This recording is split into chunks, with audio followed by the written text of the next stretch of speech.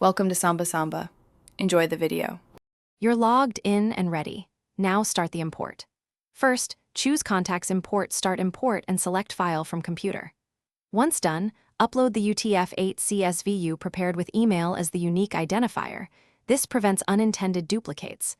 Make sure column headers are clear and match Hubspot properties so mapping is smooth.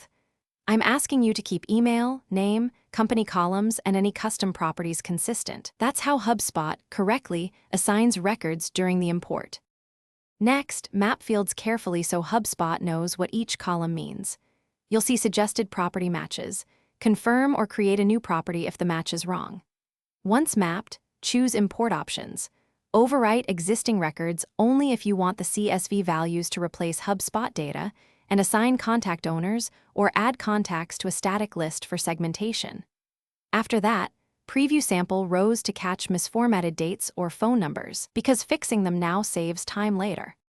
Finally, start the import and monitor progress from the Imports dashboard. You'll see counts for created, updated, and failed records. Once complete, click the import to view details and download the error CSV for any failed rows.